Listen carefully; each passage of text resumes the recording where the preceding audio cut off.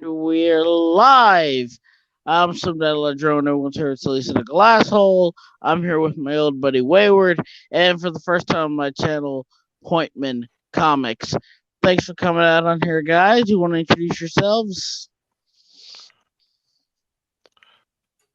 I guess I'll Wayward. go first. Yep. Well, I draw, and I'm also on Twitter. I talk about things. You know, that's about it. Oh, you're done? Yeah, I'm done. Hi, so I'm Pointman Comics. Well, like, my real name's Cassidy Blonde, spelled with a K, like a normal person. So I wrote basically 4 comics and split them up into 2 issues. One of them's available now on Indie Planet, basically, which features Gorilla Galaxy and Hell's Full short stories. Basically, I just keep trying writing comics and dealing with artists to draw them. I'm currently having a 44-page expanded story of Gorilla Galaxy in production with an artist that at least talks to me, which is nice. It's always nice to have artists that can talk to you when you're developing your story and stuff like that. I have a lot of patience built up due to this, but most times you just gotta basically just get it drawn. I had something else witty to say about the whole DC thing, but I don't have it right now. Well, we got plenty of time. Yeah. Yeah. You're lucky. Yeah, you're lucky. We're lucky if we get like 2 to 3 people on here at a time. Tell them Wayward we don't reach a critical audience, so you can take your time on this. Oh yeah. Also, like, first plug on here, so yeah, you get that honor. First time I hit a plug on here.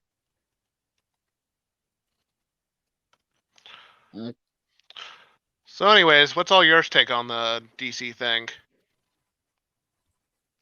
So you want to go first? Hang on 1 second. Okay.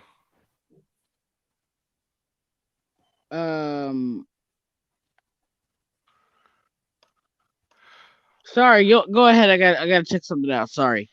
You're good. So, basically, AT&T is slimming the fat or cutting the fat so they're able to make a little bit more money or something like that, right? Yeah. It completely makes sense because even Jim Lee was talking about. He actually put out an interview and he said like 20%, 25% of the line is just going out and not even like making back the money, which I'm not really that shocked to hear. So, sadly, what does that mean about Batman Beyond the White Knight? That's a good question. I think all that stuff sells well, so I don't see them, trimming that out because that's really been most people's worry right now. The whole line is probably just going to become like the YA stuff, and then like Batman and Justice League and the big names that'll sell on the name alone, and people just buying all the comics because they've always bought all the comics. Right. So I feel like that kind of stuff is going to stay there. So, but yeah, all the stuff like that's kind of the sad thing. So I'm kind of most of the stuff that I like is like stuff like Teen Titans and stuff, to where I really doubt that they're gonna really. It was just kind of sad because New Teen Titans was the thing that was really like bringing the money back in the '80s for them, but they can't really get anybody that can actually do it right, and that's kind of how a lot of these things go. So it really just comes down to what people know outside of the comic books. Yeah, it's yeah, DC comic. I don't really see DC. I don't really see DC comics nowadays really doing, like, first of all, let's like address the elephant in the room. There's not enough. There's not enough.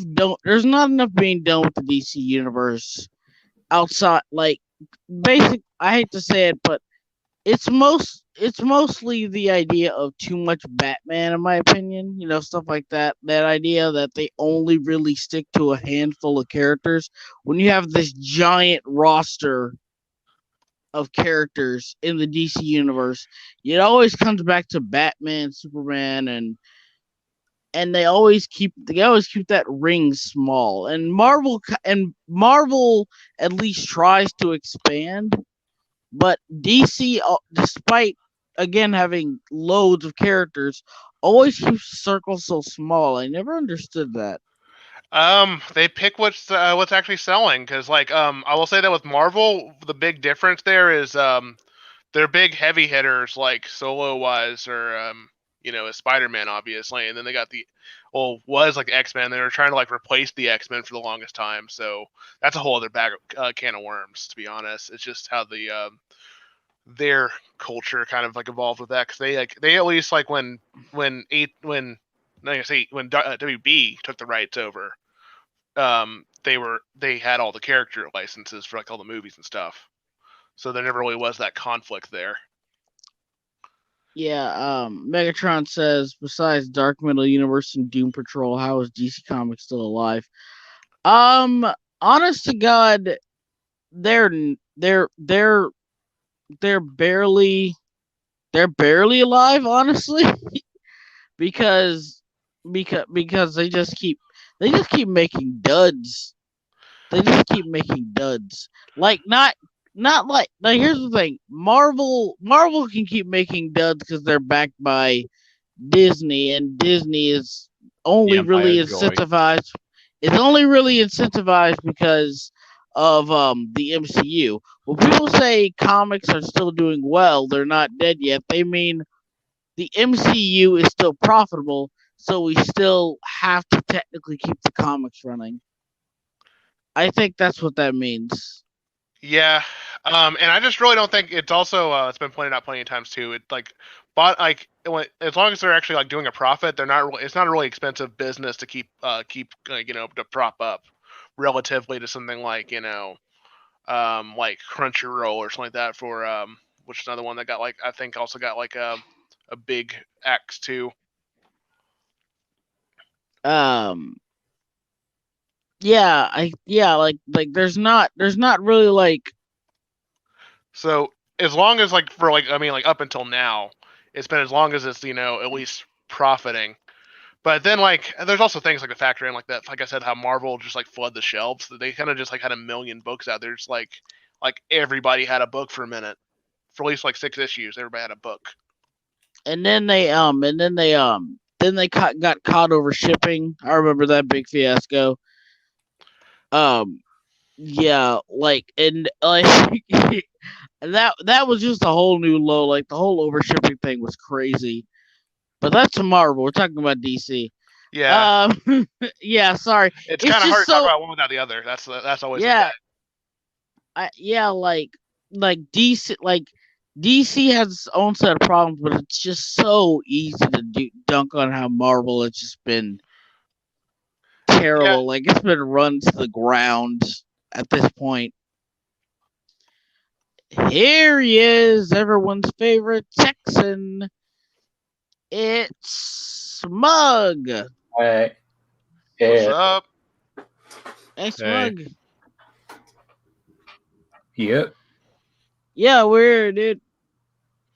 You can hear me, yeah. Yeah, we Yeah. can hear you good. Okay. So yeah, we have this idea that I think like the main contributor to other the main contributor is that we can all agree this isn't just like this is comics as a whole. This is comics as a whole, and I think the main problem is that is the one we've been saying for what since 2012 2014, and this is like the comic book industry as a whole, is that they're trying to appeal to people who just aren't into comics. You're trying to appeal to people who aren't into comic books, and Well, it's really starting to backfire. yeah.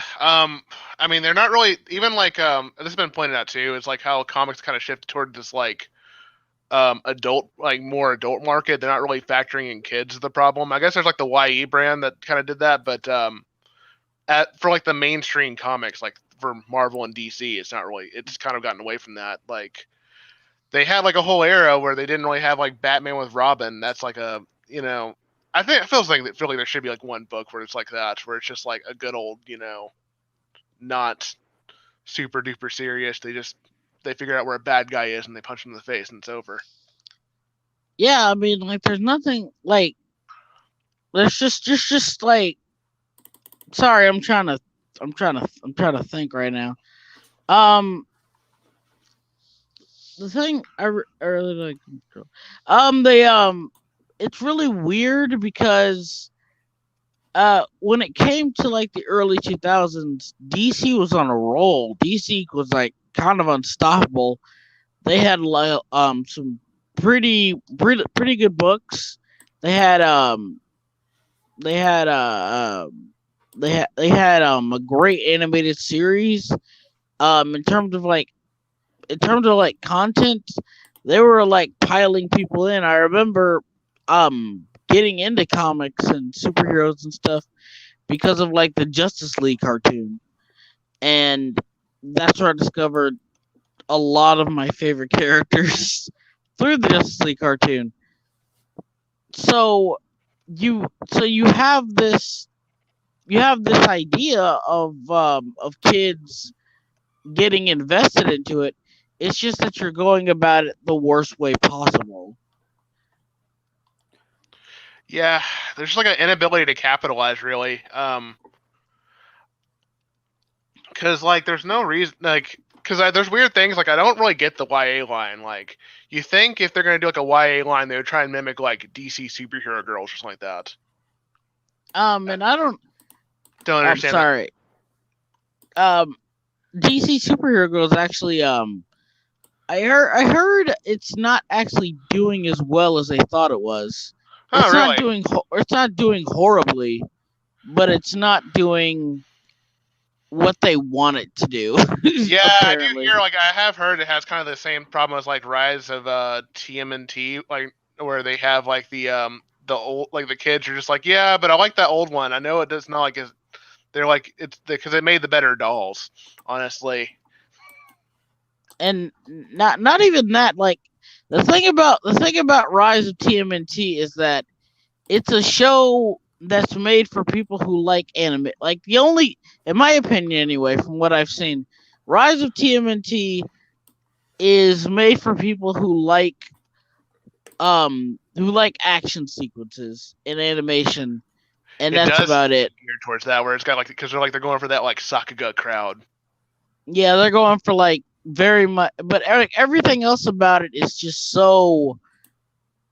It's just so like I don't know. It's just so it's just so below the bar of mediocrity. Like the characters are like really just and the comedy's just like and the story half the time they don't even follow the continuity of their own story. And I'm like, okay, so do you want me to take it seriously? Do you want me to find it silly and over the top? Which one is it? Because you can't be both.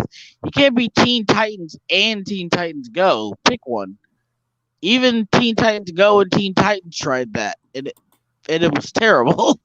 I still haven't seen that one. I like the. I'm gonna go against the grain here and say I like the first Teen Titans Go movie. I actually like that one. I thought it was okay. Like it was annoying, but it was like intentionally annoying. Yeah, So they were intentionally doing the thing where they're like the whole joke was that it's like there's some asshole trying to get a movie just because it's the cool thing to do. I did like the funniest joke in that movie was the Stan Lee cameo. I did laugh my ass off with that. I think there's a lot of good ones in that movie. Like there's just a lot of just like dark humor and like where they like where he killed like his like Bruce Wayne's parents and stuff. I like the time where they're having that I think it's like the 80s upbeat song or whatever, and then suddenly they run over the tiger. Oh, that was amazing. I just It just like I've said this about it before. It's like I understand it's like kind of gone on too long and shit, but I actually did kind of like that show. It's intentionally trying to be. It's like it reminds me more like a Harvey Birdman or something like that. I think Harvey Birdman was a lot. Like, here's the thing. I think Teen Titans Go is just lazy. That's my big problem with it. Yeah, but they don't actually try and like be like, here's an important lesson we're teaching you right now. They never really did that. They're just kind of like, okay, no, we're being we're a shit show.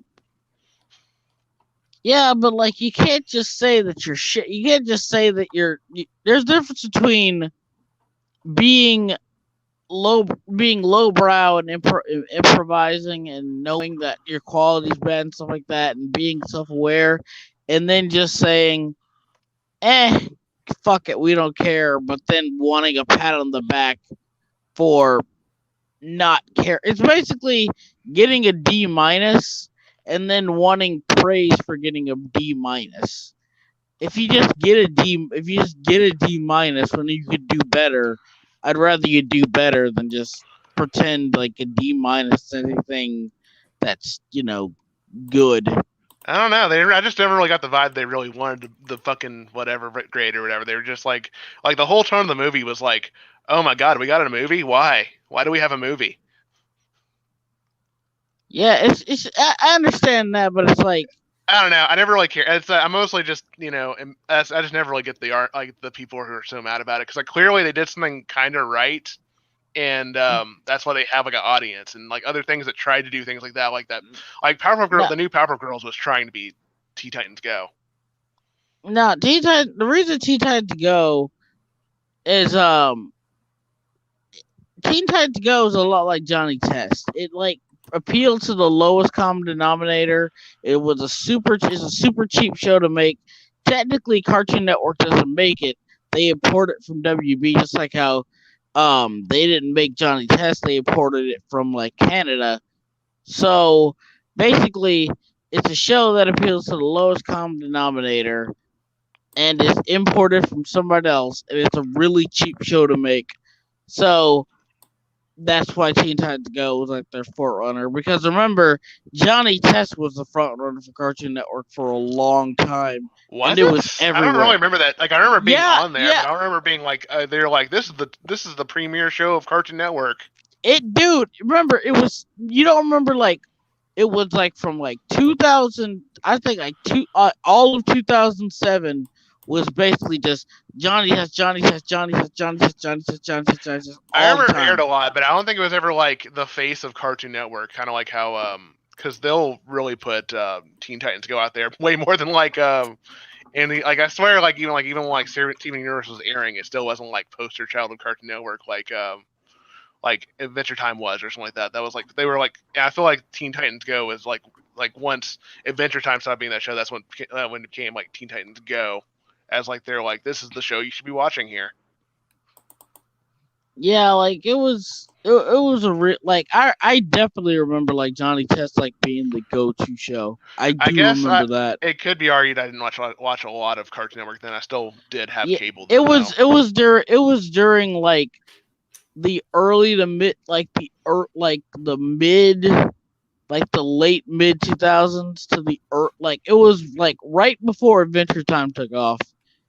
But after the classic, but like after the last of the decent show, it was basically during the era of action shows and a bunch of Canadian shows came onto the network.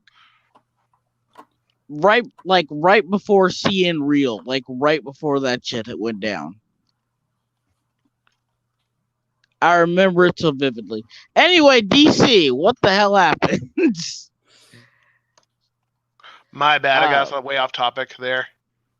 Yep. That happens to me regularly. Yeah, you'll fit in this stream just fine because that's all we do. That's all we do. Get off topic, get off track. I would say like the idea of DC is that it doesn't really have an identity because it kept chasing trends instead of just trying to find its own groove. Yeah, I definitely will say that it kind of died for me whenever they switched over to the new universe. They kept acting like they're gonna go back, and they never really did. Yeah, it just they here's like I think at some point they really wanted to push themselves as dark or edgy and stuff like that, and I'm like, that doesn't really. I don't like they're trying to like take themselves way too seriously, and I'm like, don't do that. Don't. I mean, you can take yourself seriously, but you're still you're still you're still the son of Krypton. You're still the Cape Crusader fighting the Penguin. Don't pretend like you're this gritty, realistic thing. Find a common ground or something.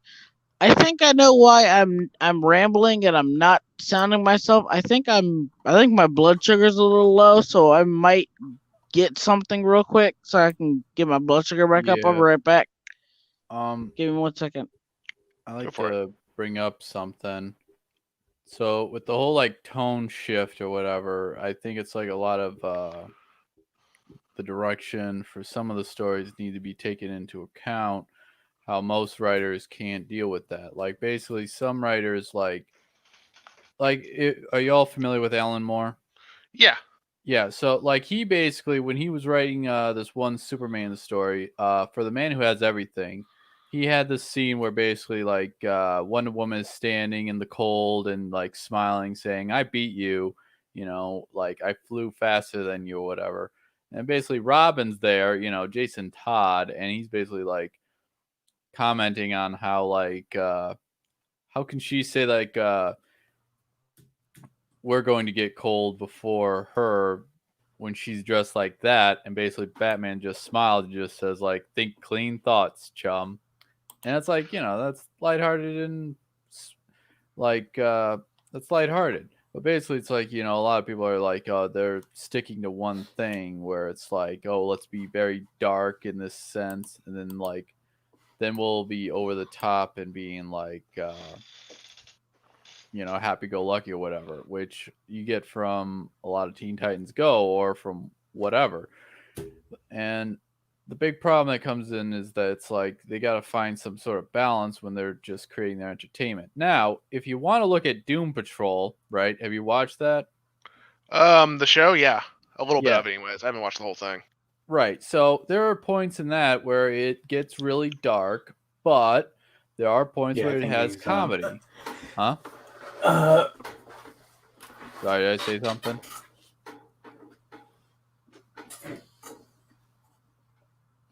What happened? No. I don't know. I kind of thought you guys were like talking, and I was just cutting out. But okay.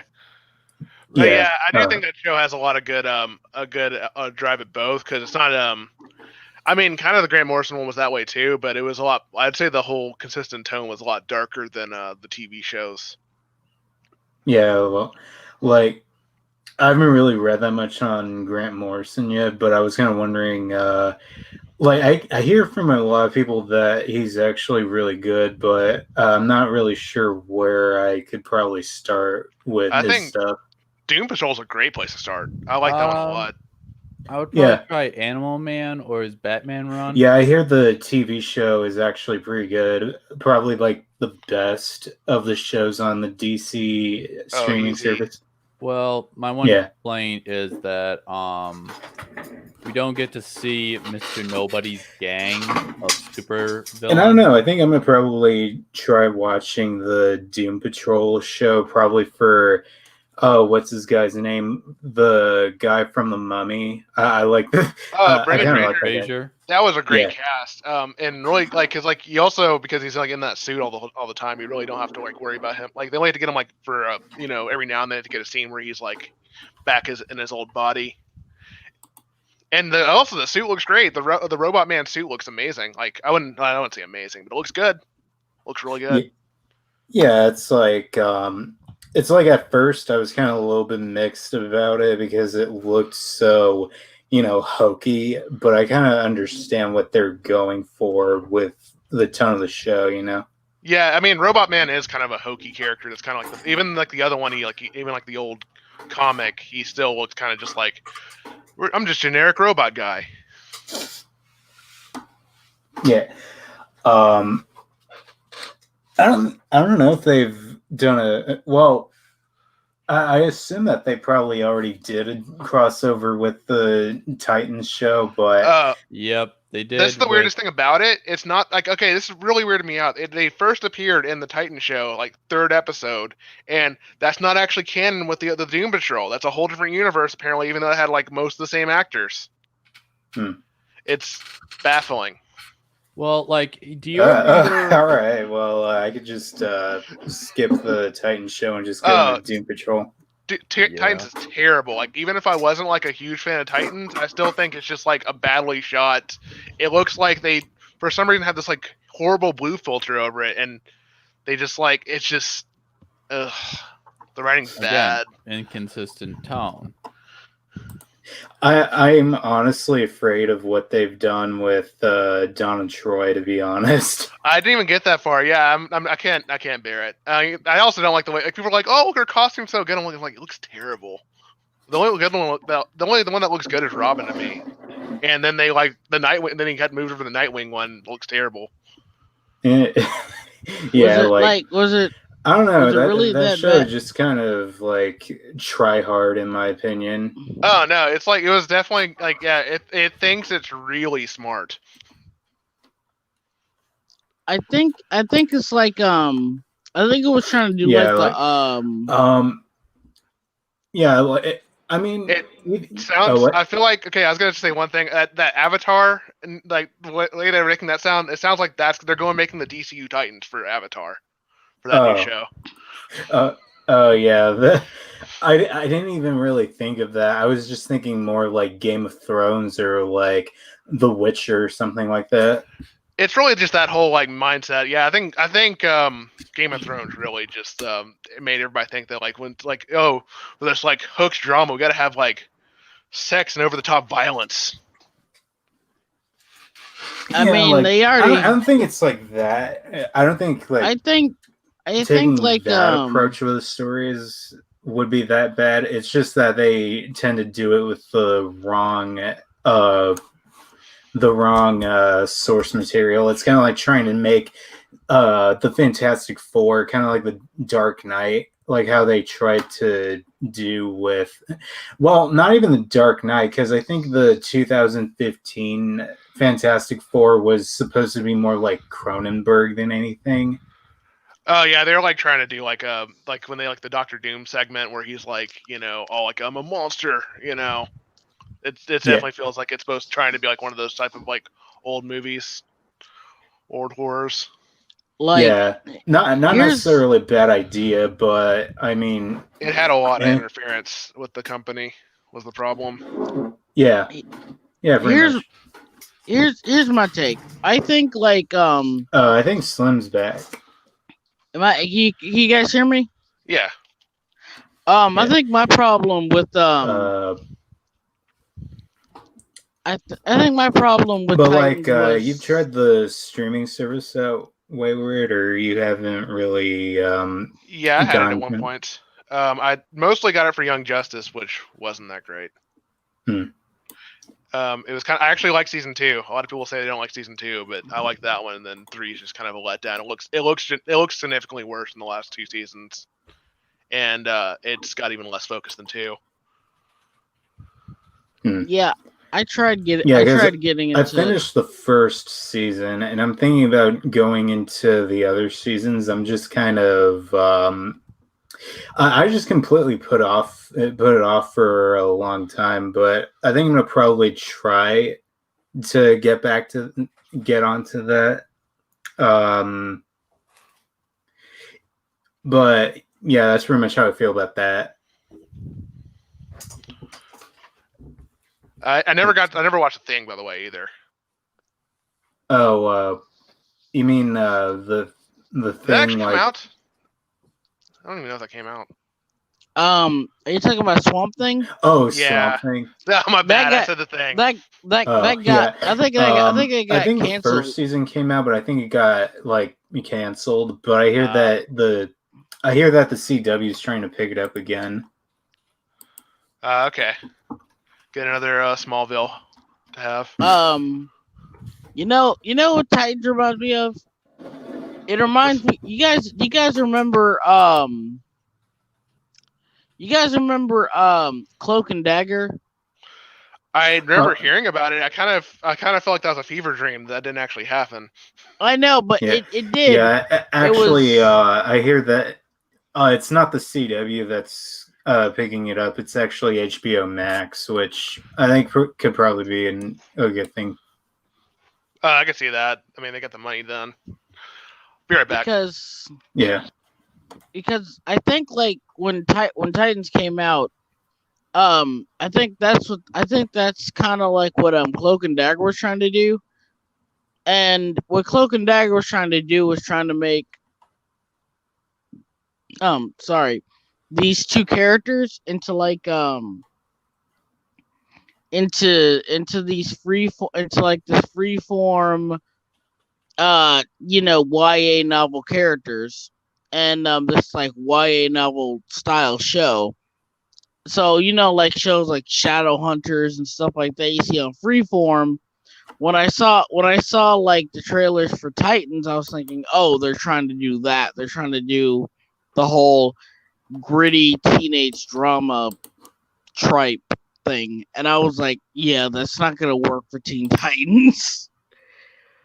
That is the worst way to go in terms of Teen Titans, because one of the one of the big draws of Teen Titans is that they are basically a bunch of kids living together, and when you're a bunch of kids living together, yeah, there's gonna be drama, but mostly it's gonna be pranks, it's gonna be lighthearted kids, it's gonna be lighthearted and it's kind of silly and stuff like that, even with the darker undertones. So when they tried, go ahead. When they tried to do that, I was really reminded of. I'm just sending Slim a text just to see if his mic's working. Can you not hear him? No, like I can see him like talking. I just can't hear him. I can hear him. Can you hear me? Man. Hear me? Hello, everyone in chat. hear Can him. you hear me too? I can hear you clear. I can hear you.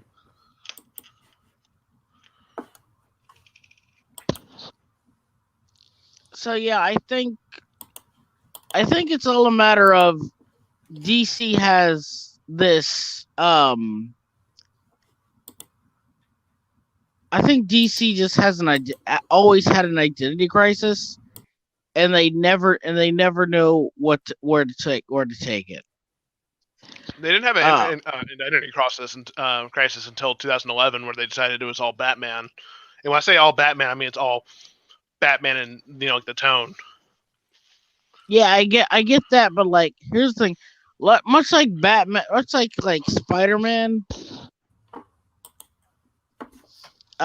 Spider-Man, Batman works within like his own atmosphere, basically his own little world inside the DC universe. So when you try to make the entire DC universe Batman's universe, it really doesn't work. If that makes sense. Can you hear me, Smug? Yep. All right. But yeah, Titans really look bad. Like, it looked like garbage. I don't even recommend it. Like, it was kind of funny sometimes. Like whenever Raven used her powers, it's pretty hilarious. She's like trying to become like an evil witch from a horror movie, and it's just like it's not working. She does like, it's like I'm just like, oh, okay. You know what did it better? What's that? The animated show. Oh Like- yeah, it did. It wasn't even very accurate. Well, you Oh, mean, yeah, like, the red stuff. I thought the red stuff Yeah, was pretty cool. the Trigun art. Yeah, that was I honest to God, people say that the show is not very accurate to the comics, and I can see that argument because there's a lot of stuff in the show that's just outright wrong. And personally, for me, I think people look at Teen Titans through rose-tinted glasses because it's not as good as people remember it. Oh, definitely. That definitely happened. I still love it. I just don't think it's like amazing. Well, it's not. Yeah, it doesn't need to be amazing. It just has to make sure not to be like, you know. Here's the option. Which do you prefer? Like them fighting the Thunder Brothers or fuck Batman in the ass? I mean, it's still really, really good. It's just like going back to it, it's just nowhere near as good as we remember it. Yeah, oh my god, the brother blood one's so bad. I think that overarching plot line was just really. I like that one. I like Bender being the bad guy. That was okay. Like another problem too. I understand they cannot do this. I feel like even like today, if they did this like on an HBO show, that's still kind of how because they actually will not reprint the issue that gives like Brother Blood's whole origin story, where it's like the guy's like ex priest that like decided that found like the a mystical object and became like a vampire, and all of his offspring become vampires. They don't really say that they're vampires, but it's just that's part of the power of Brother Blood. It's not a character. Even the comics really don't get him right anymore. He's hard to do. Yeah, and then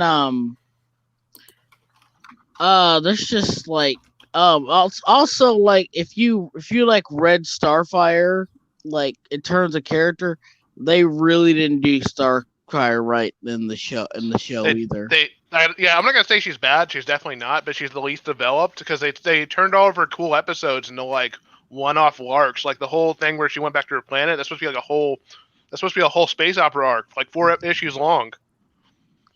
Yeah, Nick was like, whoa, you guys are into like polygamy. That's something I'm not. Well, yeah, it's like she's like gonna have to get married for political reasons. Like, you can still be my lover. That's cool. No one's gonna be mad. He's like, no, I know that's wrong. But you know, he was raised in the bat household, and Batman is a strict Catholic, apparently. Do you guys know Robert Rodriguez was considered to direct Man of Steel before it landed on Zack Snyder? I don't think Robert Rodriguez could do it any better. Honestly, no offense to the guy, but I think it'd have been more fun because it's not Zack Snyder. Yeah, I mean, it would have been more fun, but it wouldn't have been good. Yeah, but I can always I'll watch like you know the Superman Returns or whatever, and that's still like at least like I'm like, oh, that didn't feel like a waste of my time. Sorry, I'm Max Zack Snyder hater. Yeah. I mean, I'd love to see Robert Rodriguez on DC movie. It's just, I don't know what they could probably do with him, but for a DC movie, I'm not sure. But for a Marvel movie, I think that he should have been the one to helm the Guardians of the Galaxy Volume 3. That's just me, though. Here's the thing. If Robert Rodriguez did do a movie, I would love to just see him go. I would love to see him do Lobo if he had to do a movie. Yeah, that's a good one. That'd be a good cast, actually. Well, not cast, but you know what I mean. You know, director. You know, like Rick. Yeah, I could see him doing good Lobo because it's basically Machete. Come on, it's just basically Machete. And he also does Sin City. So I guess like he's got like a good idea to like give atmosphere to it. And yeah, put that in a sci-fi thing to be gold. I think like you just gotta get the right people, you gotta get the right vision, and you need like a right tone, and you need like your own, because when you look at the MCU, you're like, that's the MCU. We get it. It's the MCU. It's got its own thing. It's doing its own thing. But with DC, DC is just all over the place, man. Oh yeah, because they kept like changing their vision or whatever. And, like they're just like, oh, we're gonna let everybody do what they want, except we're not really gonna let them do what they want, and we're also gonna have to put this canon, except it's not actually canon. You know, it's I don't know. It's not. There's not really a DC cinematic universe to me. It's just a bunch of shit on a wall, dude. There's That's gonna all be it a reboot. is. They're rebooting Suicide Squad into the Suicide Squad, even though there's a sequel to Suicide Squad called Birds of Prey, but only a sequel, kinda. Yeah, honest to God, the Birds of Prey movie, it's not bad. It's just, it's like, here's the thing. It's a below average movie, meaning that if I had to pick, it's better than Suicide Squad, but at least Suicide Squad's entertaining. So if you told me which one would you rather watch, Suicide Squad or Harley Quinn movie, I'd say I'd rather watch Suicide Squad because at least I can laugh at Suicide Squad. Yeah, that's exactly it. That's why I didn't want to watch it, because I was just like, I don't even know if I can have fun laughing at it. I can have fun laughing at something and get a whole new dimension of stuff. But like, I bet it's like around the same tier as watch Charlie's Angels, the new one. That one was kind of just like it had like 2 good action scenes really early on, and then the rest of it's just kind of whatever. Yeah, I remember when the movie tanked and like Gail Simone threw an entire bitch fit on Twitter. Just, Oh, that was Not that hilarious. serious. how about Birds That of was the Prey? most entertaining part of it. That was entertaining. Yeah, and at this point I'm, even though they don't care who I am because I'm a nobody on Twitter. I'm a nobody in real life. But at the end of the day, I'm probably gonna get blacklisted at some point. Well, I'm don't gonna- worry. That's just for the future cancel culture crew to basically go after you after they've uncovered this stream or one tweet from 20 years ago, and then they'll be like, "Look at this." Oh no, dude! and I'm not hiding my tweets, man. Fuck it. You Yeah, you like- don't want to hire me? Fuck it. No, I mean, like you have people scouring people's Twitter for something bad, like watchdog groups or something, and it's like I was just think it would be hilarious to show people doing this and then showing like basically like actual crimes being committed outside their house, and they're Yeah, too that would be really concerned. funny. They're too Um, concerned. You got people just like deleting tweet. Like I remember when like they went after they go after. What I find funny is like these people claim that they're there to they're there to like they're not there to like make like this little circle, this little elitist group. But something I always notice is when, certain artists are being attacked or certain creators are being attacked, they never actually stand up for them. Like J. Scott Campbell, he's just standing there on his own, always getting attacked every few months, and like none of the pros defend him.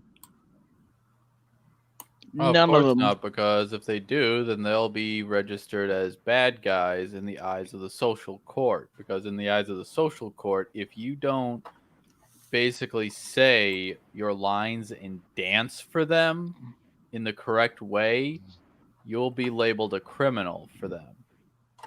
Like basically, Yeah. just like you say that, oh, I don't want politics in my books or whatever, or I don't really want to make fun of the president or something like that. And it's like, then people will just go after you, Give me 1 second. Hold on.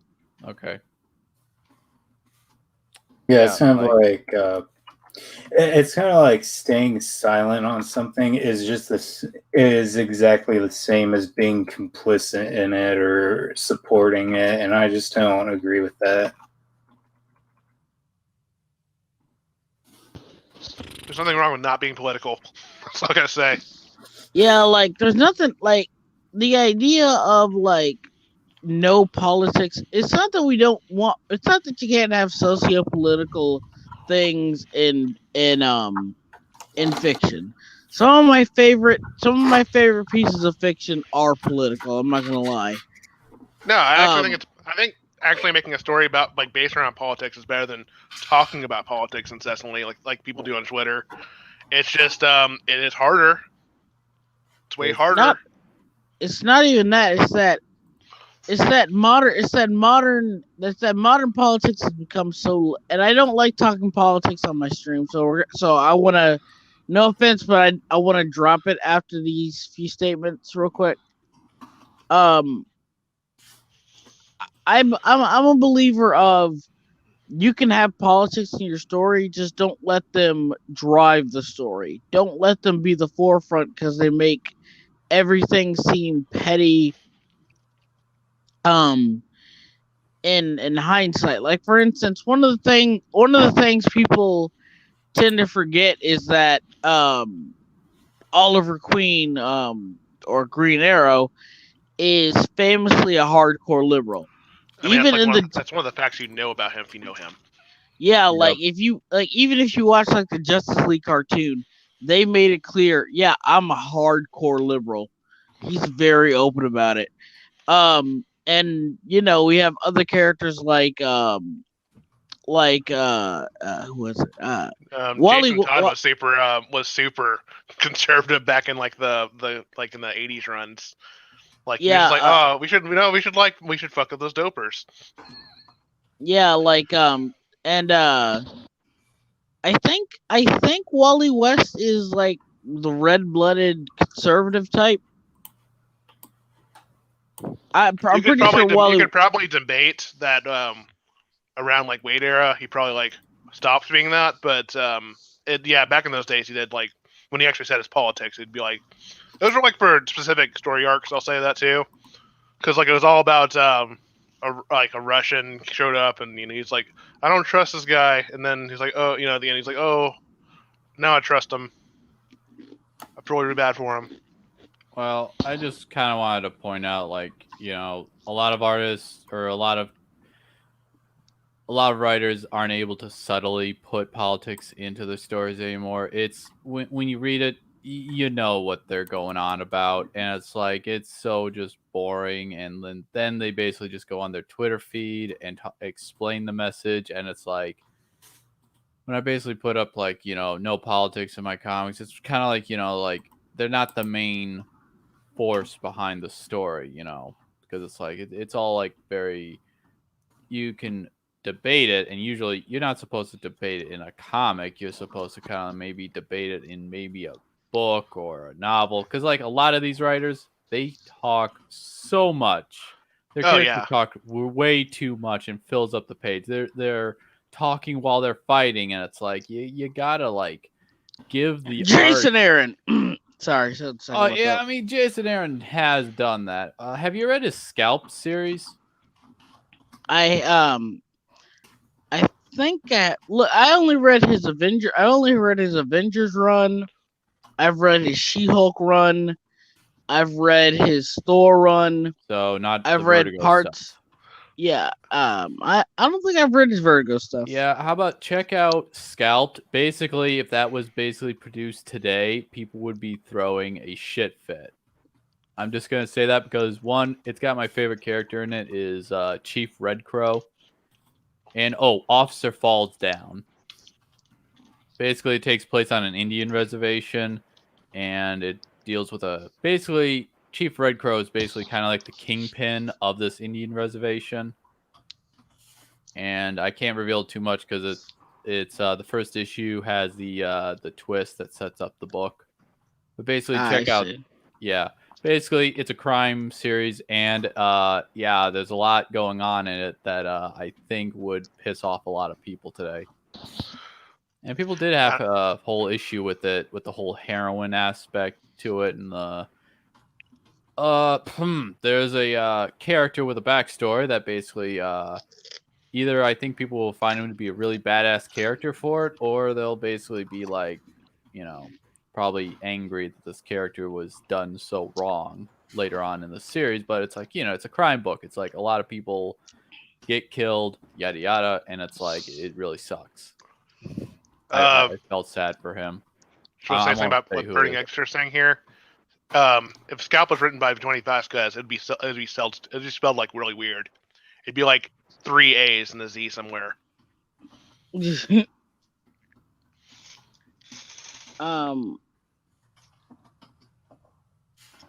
Sorry if I got on a tangent there or whatever. I read a lot of books and a lot of various indie stuff. I don't read just the Marvel stuff these writers have done.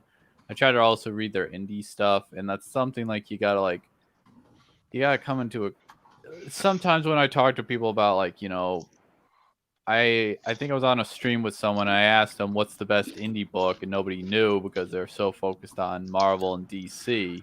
And that always weirds me out when people just only read Cape books. I'm like, really? Why? I mean, there's like this one book called The Last God. Has anyone heard of that? It's not indie, but it's basically by DC Comics. But I just felt like when I read that, I was like, okay, this feels like what an indie book would be. I don't know if they're gonna put it in trade paperback though. I will say I do like it when the companies actually put out stuff like that, where they're not they're not trying to actually fit like the Cape comic mold and stuff. Like that's one of the big problems I think what they've had is like they're trying to make everything superheroes. Like there's a lot of those books like they were trying to like kind of make it superhero. That's one thing. That's the big key thing I don't get from like both of them are trying to do this like recently with Marvel's and a lot of those like ones like where it's kind of like halfway into the YA thing, and then DC put way more of a foot forward with their new stuff, like the Gotham High and all that. I don't understand why they don't just make a high school drama book with nothing to do with superheroes and nothing to do with DC, the main DC brand or anything like that. They could just commission some artists and stuff like that and make a big property that's based around school dramas. Well, the basic thing is that they're dealing with the 80-year history that Marvel and DC have, and most of it is Cape books. They had stuff back in the past, though. They both have had like they've had a lot of books. They had Mortal Kombat books. They had not Thundercats. I'm talking like their old stuff. Like they had like Young Love and stuff like that. They had like the like teen romance novel. They actually had teen romance novels. You mean that's sorry, my bad. I thought you meant like the I don't mean like back when they yeah. Because I think that's not a good strategy because like that's proven to not really be working with like IDW and stuff. It's not a good thing to be working on someone's property like that. At least not in most cases. I think Marvel and DC were trying some of the early stuff. I can't remember all of it. What was it? Wasn't there this controversial book called Trouble or something? It was dealing with Aunt May and Uncle Ben as they were kids or something. It was written by Mark Miller. Ew, why? Well, it was like they were younger or whatever. And I think like I don't know what happened, but I gotta look this up. I think it's like she like poked a hole in his condom or something. I don't know. Actually, Ew, I think that why? I think that's the one where Aunt May gave birth to Peter Parker and tried to pass it off in life. Like, her sister was the one that gave birth to him, and she's Aunt May, but really she's his mom. I have no idea. Are we doing just like the Norman Osborn and Gwen Stacy thing? I think that was just an alternate universe thing, though. Wait, Ryan, get Gaga's asked about Gotham High. Yeah, there's like a Gotham High book now. That bad idea that WB had, like back in the 2000s, they decided was not a good idea, but DC decided was a good idea now. They're doing that now. It stars Catwoman. But she's not really Catwoman because they're just like teenagers. This is what I don't get. Just make a book about teenagers. It doesn't have to be Batman. But Wayward, there's a problem with that. Even if it was a book about teenagers, it wasn't written.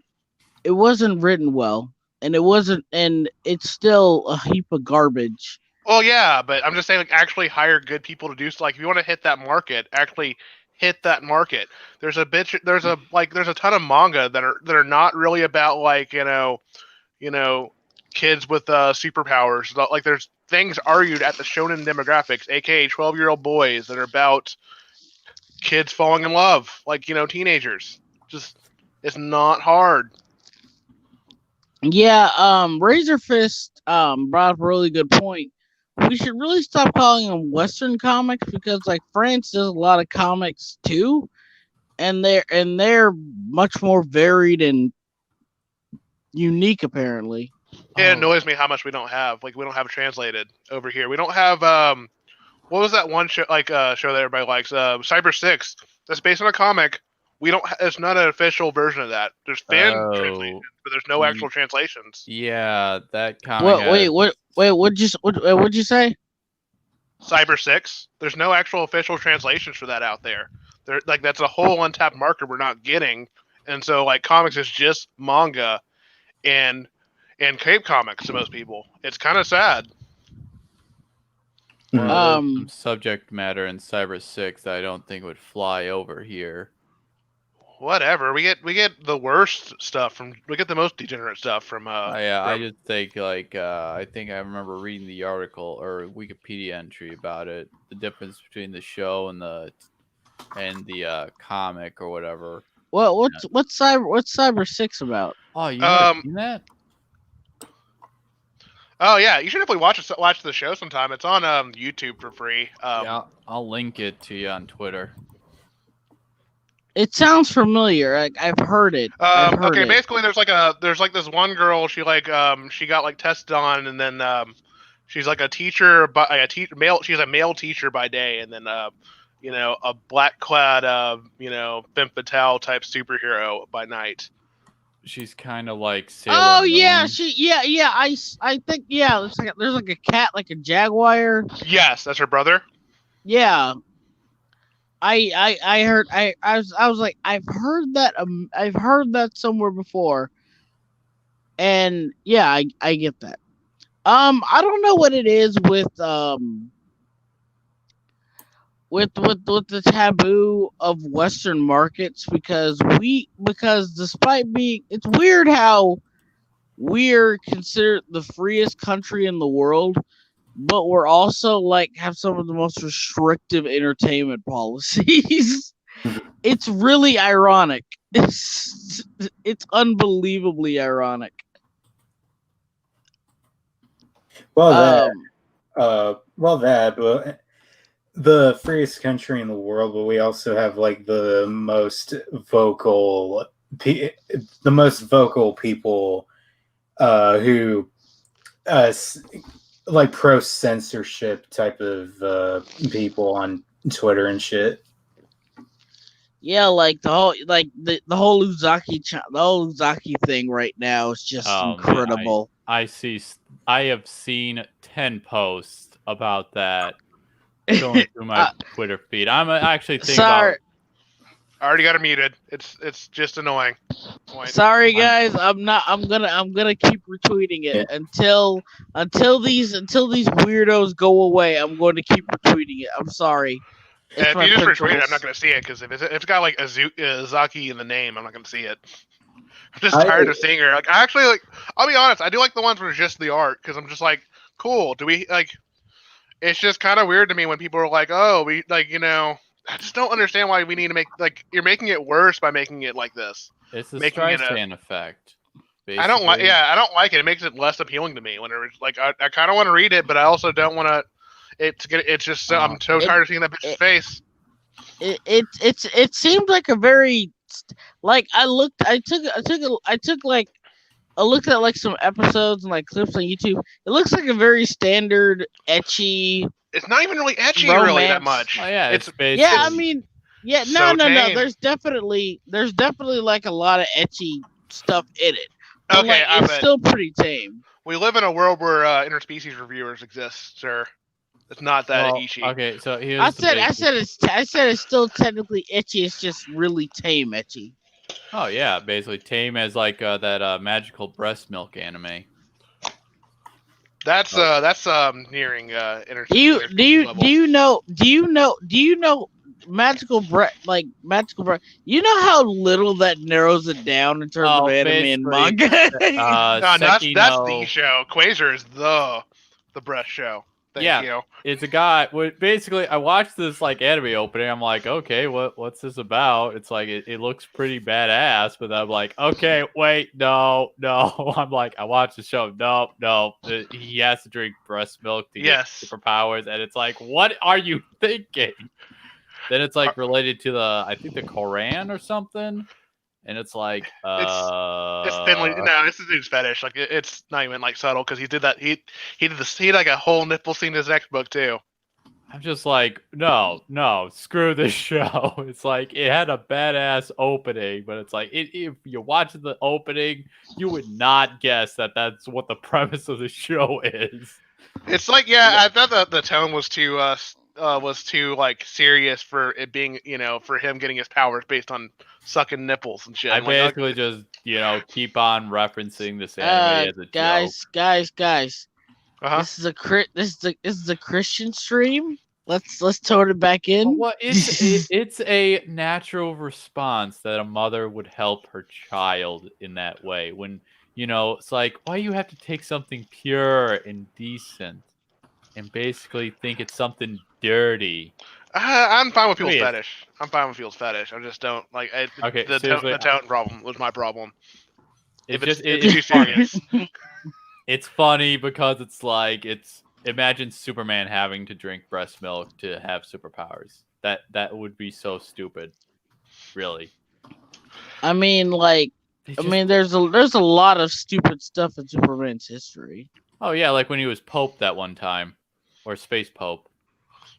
My favorite era, that era of like where he's like, where it's all the artwork's just like him being a dick on the cover for some reason. Where he kept trying to kill Lois Lane and shit. Yeah. Oh my god, great. What the fuck? And then there was like him and Big Barda making a porno, and then there was like the Pink Kryptonite making him gay.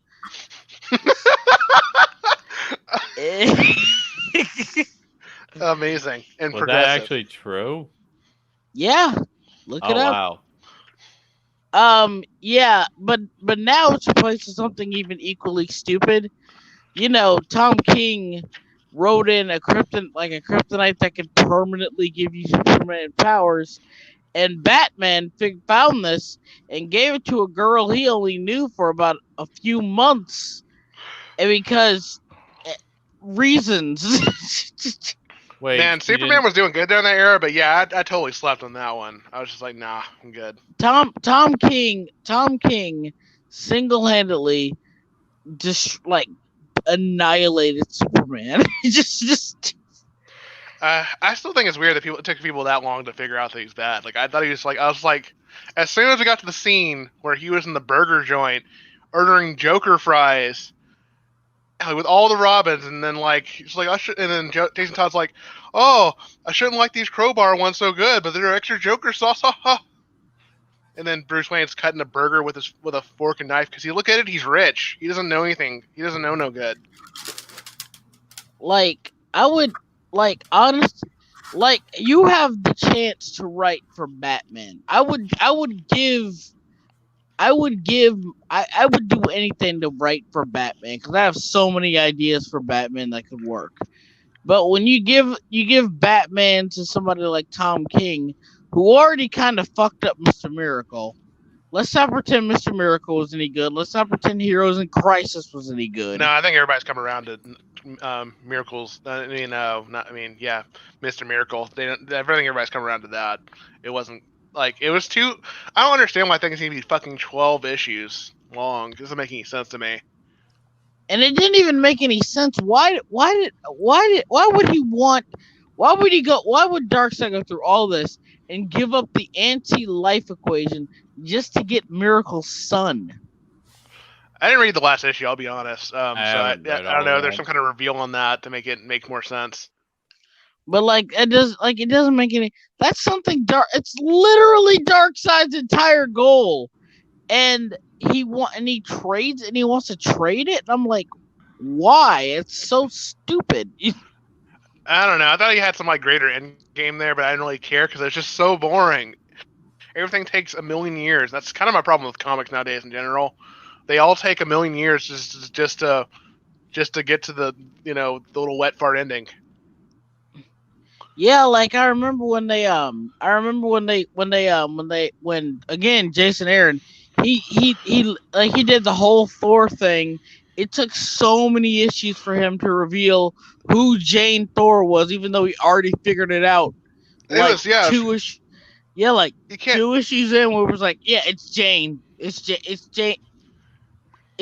like.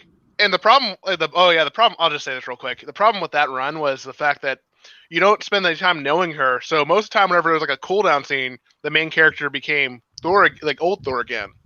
So Thor was still kind of the main character, and and then every time she shows up, it's just some new bitch. Like I don't even really have this like whole strong stance where it's like she took just because you get the hammer doesn't mean you become Thor or whatever. I don't really give a shit. She was just born. She didn't not win me over. She didn't get the air. She did not get the screen time to win me over. Jane, when she did get the screen time, Jane Foster Thor was just it was so dumb because it's just so, let me put it this way. Um it's so monotonous and dumb, especially when it but what I hate most about it is it took so many issues to get to why Thor became unworthy to begin with, and when we did get the answer, I was like, that doesn't make any sense at all. I mean, how they set it up was pretty good, but like when he's talking to like Beta Ray Bill and he's like, dude, where you been at? And it's like, oh cool, we got Beta Ray Bill, and it feels like Thor's finally laying it on. I'm thinking, okay, we're finally gonna hear what Nick Fury whispered in his ear. And then he whispers in his ear and he's um like Gar was right. And it's like, wait, what? Is it because for those of you who don't know, Nick Fury gained temporary like ultimate insight, so he knew all the truth in the universe. It's really stupid, but He became like the Watcher or something like that, right? I think he stole the Watcher's power or something. And like I mostly know that from Exiles. That was terrible, by the way. Yeah, it was. Yeah, no one. Let's not go into that. But anyway, he said Gore was right. He's like, the God Butcher, and he's like, yeah, the gods don't care about mortals. He was right.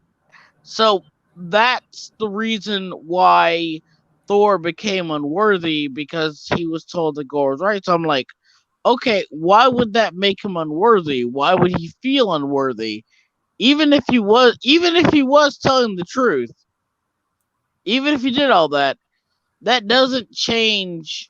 That shouldn't change Thor's worldview, because there are many times where he's gone against Asgard for the sake of mortals anyway.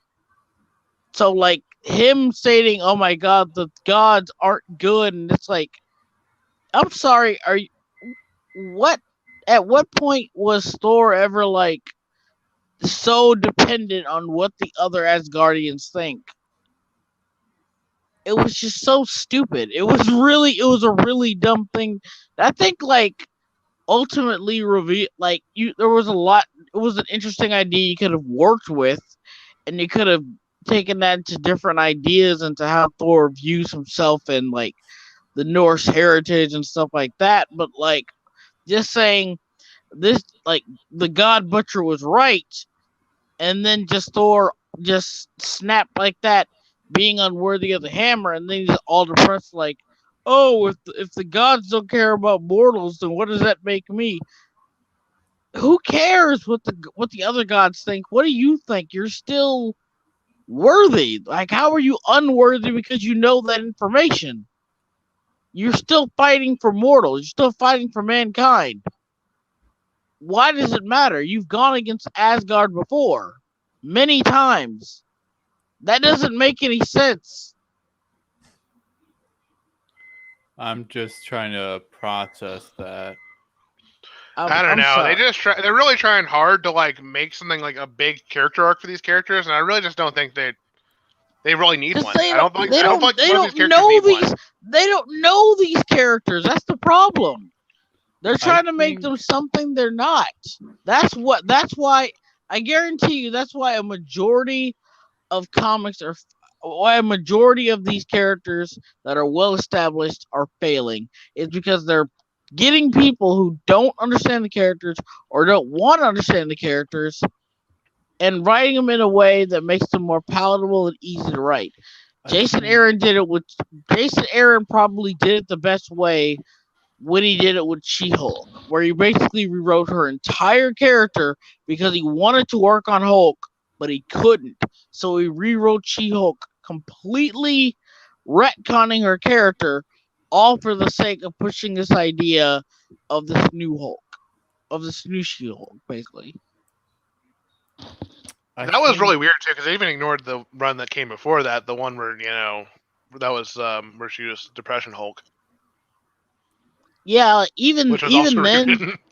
which was also out of place because again, she's like, and it's because Bruce is quote unquote dead. We all know he's not dead. We quote unquote dead. How will I deal with this? Again, do you have any idea how many times Jennifer has had to like question whether her cousin is alive, where she had to digest it? You know how many times she's done that? You think that's where she's gonna be super depressed and all like that? He handles depression in different ways, but just being this depressed cat lady who does nothing but eat all day and stuff isn't something She-Hulk does. I think.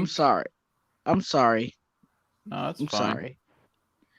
I think the general gist of it is that I think people need to start making their own new characters.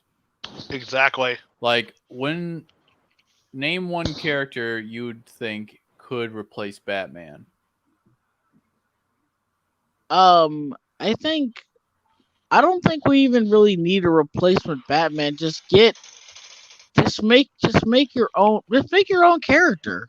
No, I mean like a character that has come out that you would think is like, okay, let me see if I can explain this right.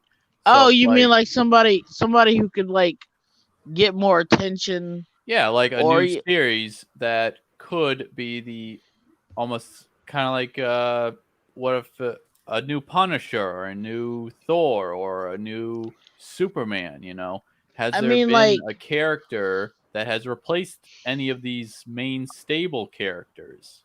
I think Constantine would be a good choice. Well, Constantine came out in the 80s thanks to Swamp Thing. I'm talking about something new. Has anything new come recently? Because basically these corporations, they just use the old characters that everyone can recognize. But has there ever been another character that has come about and replaced it? No, there hasn't, because it's like there's a lot of people that just recycle the same tropes or do comic runs for like Thor and Batman and the Flash and try to do their own take on it. Sorry, it sounded like somebody was like breathing heavy into the mic. I don't know what that was about. That might have been me. I don't know. Oh, it's a chair. Oh, my bad. Sorry, my chair is squeaking. No, dude. I was like, what the heck is that? Okay. Now you mentioned about writing for Batman, right, Slim? Yeah, I always wanted to write for Batman. I think I could. I want to say for me, I basically I was thinking, yeah, it would be cool to write for Batman, but it's like there's a lot of that responsibility and a lot of that criticism that people will throw at you saying you're not making Batman this way, whatever. So I was just thinking, okay, what if I just make my own Batman? That's definitely the best way to go about it. I think Watchmen would have been hated if he didn't. Original plan was to use established characters for that. Yeah, so he basically for me, I basically was thinking, what if there was a supervillain that basically discovered that his father was a superhero and that he was brainwashed by a supervillain to terrorize the city, but then of course he has to go on a redemption arc. That's one of the characters I have a back burner called Dr. Obsidian. I actually had an idea to make like my own take on Batman, but not really. But I don't know. I might just do that. I might just make my own series at this point, honestly. Yeah, I mean that's what One Punch Man did. He basically made his own like kind of like superhero, and basically like everyone knows One Punch Man, right? Yeah.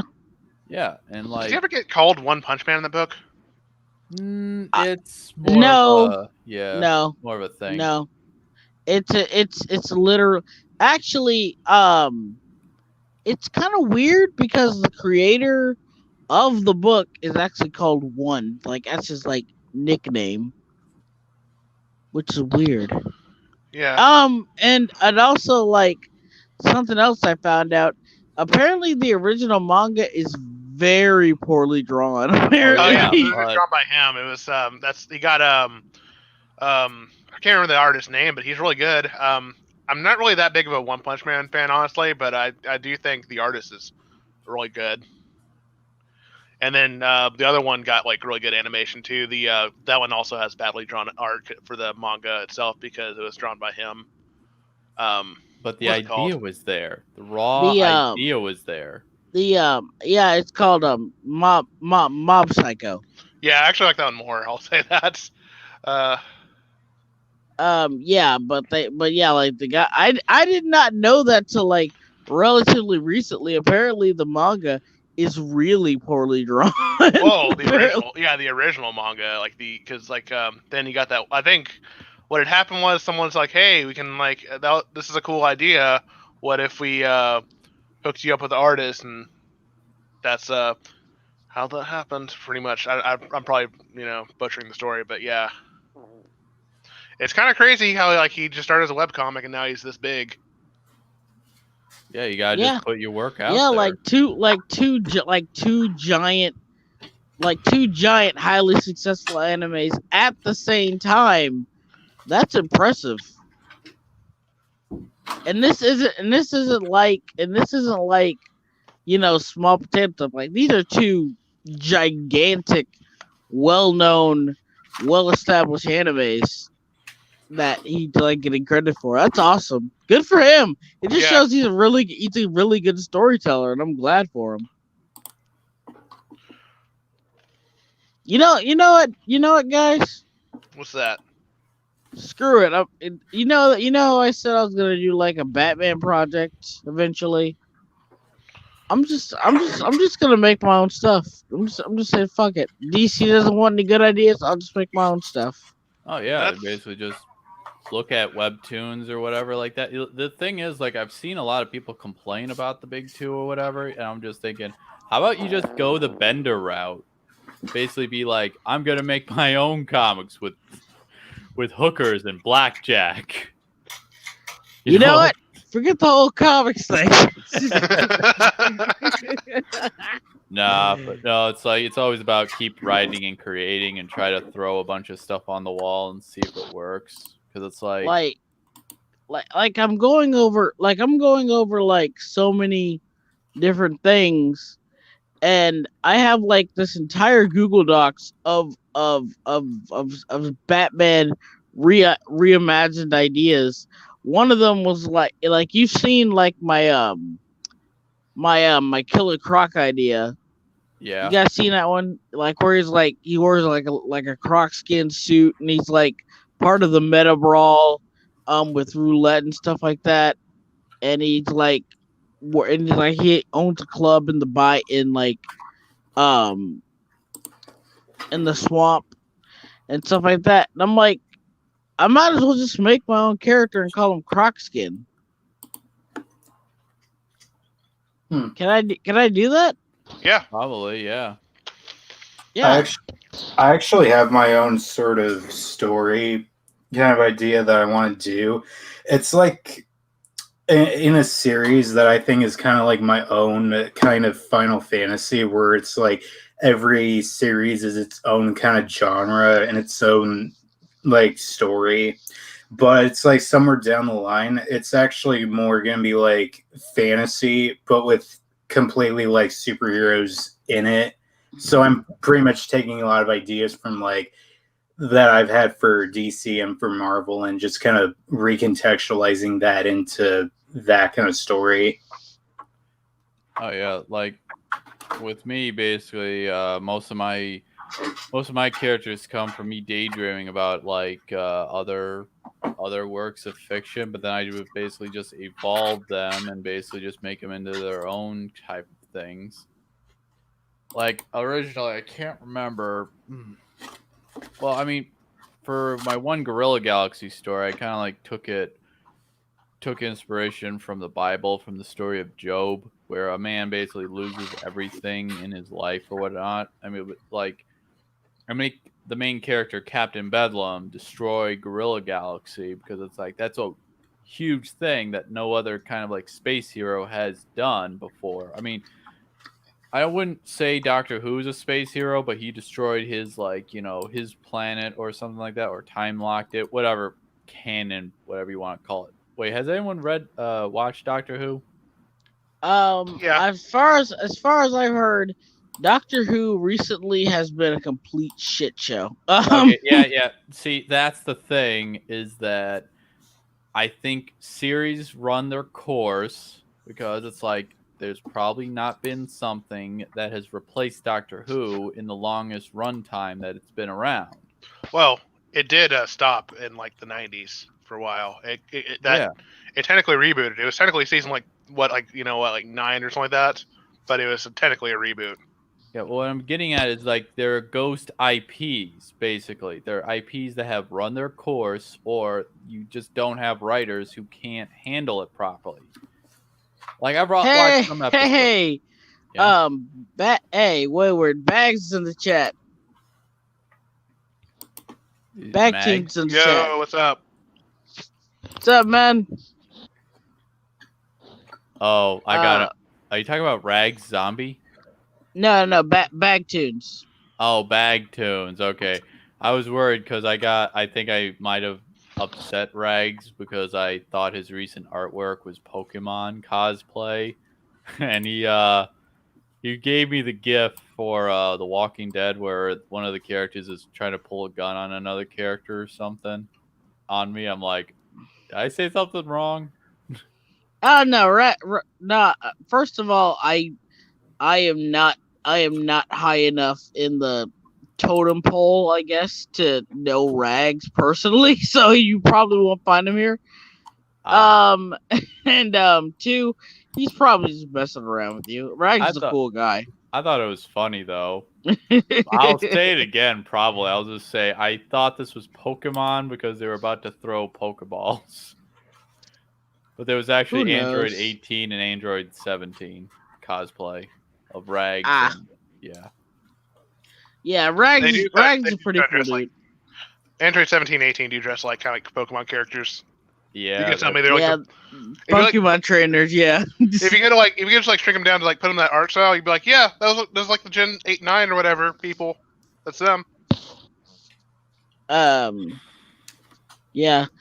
Not to mention, there's probably just as much porn of 18 as there are the Pokemon trainers. So you're not far off. I refuse to believe that. What you think? You think there's more 18 than Pokemon trainers? Other way around. I think there's way more Pokemon trainers. Yeah. Plus, they got more cross appeal because there's also boy trainers for the girls. Everybody wins. Yeah, but girls, but for some reason it's not as popular. No, not really. But I'm just saying. I think there's more of plus there's more Pokemon trainers. That's another thing too. Yeah, what was that one joke like? Here's a new Pokemon trainers. Here's the new trainers. I'm pretty sure. People will love putting him into new games. So it was like game. It was like the Stone Toss meme. Oh my god, it was so funny. It was like here's the new female trainers for Pokemon. And he said, okay, how are they gonna, I can't wait to put them in our new game. They're like, new game? Yeah. Anyway, DC dying. Yeah, it sucks. We got back there.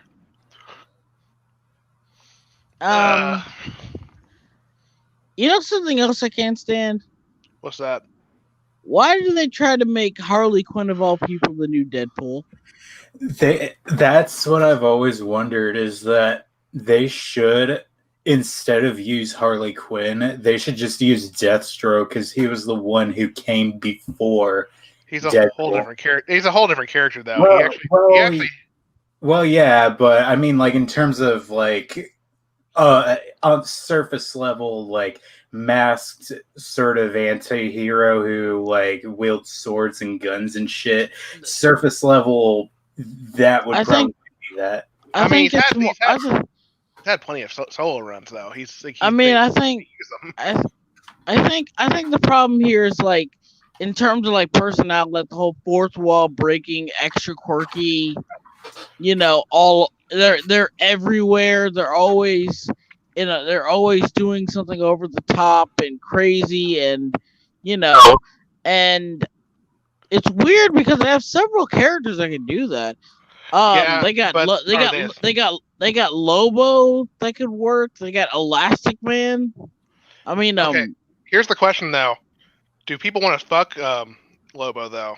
How many people want to fuck him versus people want to fuck Harley Quinn? I know plenty of women who actually would like to fuck Lobo. I know there are. I'm just saying. I think that's part of the reason. Like, she's very cosplayed. There is a market there. I actually do think there is a market there. Plus, her color scheme is very memorable. Yeah, there's a lot of very marketable things about her. So I completely understand them actually trying to use her. Although I don't like. Just stop trying to. You said, would anyone want to fuck Lobo? I mean, I know there are people. I mean, there was that one time he was gender swapped and he wasn't half bad. Honestly, I actually could see my. I mean, yeah, I probably would want to fuck Lobo, to be honest. Fair enough. Yeah. He's not my. I would be more into, like, if I was, I'm not into it. I'm not into the burly kind of guy, but Lobo still isn't my type. Like, I'd be more like into, if I was like into, like, I would be like into more like Aqualad. Which Aqualad? Aqualad. Yeah. The black one? Both. Both? Yeah, either one will do. Okay, fair enough. I'm only into my rule is, do they look cute in a dress? Could they do that? That's my rule. Could they pull off a dress? Yes. Okay. Are they trapped material, basically? Yes, that's the question I'm asking currently. Careful throwing that around. People get upset about that. People get upset at Femboy. I'm not even worried anymore. They've already gone too far for me. Well, it's Slim's channel. I've already. Well, hey, dude, no rules. My only rule is don't get political. That's my only rule on here. Well, it's like it's hard now because it's like now I can't use the word thick, although I still use the word thick. They're not taking thick away from me. That's oh, sacred. they are. They're thick is staying, brother. Yes. Thick is fucking staying. Keep it thick. I'm dying on the thick hill. Thank you. Yeah, but no, people put out an article about, you can't use thick or whatever. Or who cares? Yeah, okay. I swear to God, who cares? Yeah, society as a whole doesn't even know what trap means. so it's not gonna matter. I mean, like, unless you mean like trap, like is in drugs, but Oh yeah, well, if it's rape, don't do that. yeah, but like, no, I mean like trap is in like drug. It's it. Never mind. Okay. I know what you're getting at. You know, don't actually entrap guys. Be like, there's a difference between I'm a girl TT and I can be a girl for you, daddy TT. Okay, like Angel does. This is getting weird. Let's not. Yeah, let's go back to what was the previous thing before we something about Lobo? Degeneracy. Oh right, yeah. Who would fuck Lobo? Now, I don't know. Not really that, but we can go back. I was just gonna say, like, I actually do think Lobo should be used because I think he actually is a potentially funnier character. I liked Harley Quinn back when I think they had a good setup back when Paul Dini did that Harley Quinn and Poison Ivy book, where they had more of a odd couple type of relationship where they actually had chemistry because Poison Ivy actually had like. I don't know, man. I think like trying to make Poison Ivy and I always thought. Let me say, I'm not saying like chemistry as in I'm not saying chemistry as in a relationship. I'm saying they actually played off each other well. They actually, because like Poison Ivy was mostly like, fed up with most of like Harley Quinn's antics, and there's actually like a good like bounce off of each other, where they were like they don't really have that most of the time. Like they're just kind of like most times in the comics recently they were just kind of like, oh, I support you, oh, wonderful, you guys are really like. Now, kid. They try like for some reason like people can't write a good lesbian relationship, because here's the thing: when you do a lesbian relationship, here's all you gotta do: awkward small talk, minor cynical jabs at each other, holding hands. They kiss in the finale.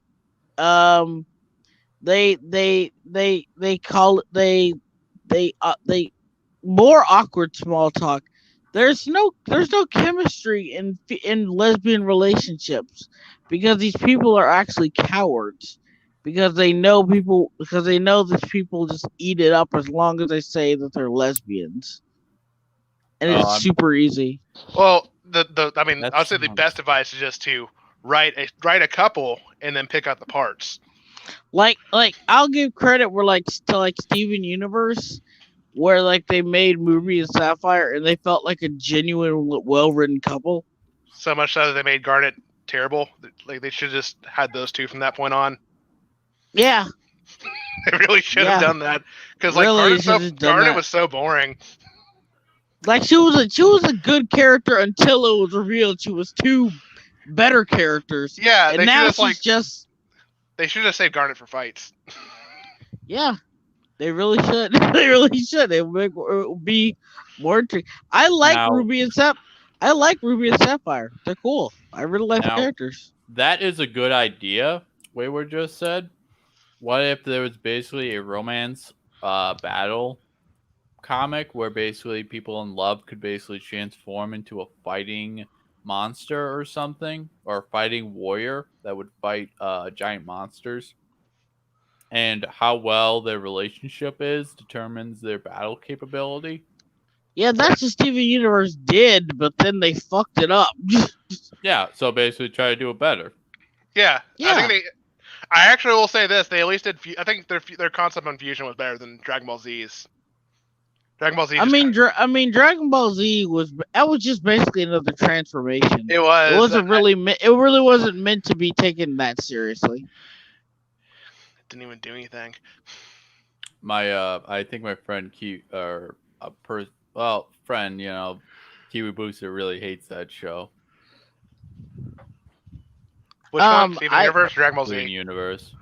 I mean, a lot of people really hate that show. I thought it was good for like it was like, I'm not gonna say like great, but it was like at least kind of goodish until like about like 2 or 3 seasons in.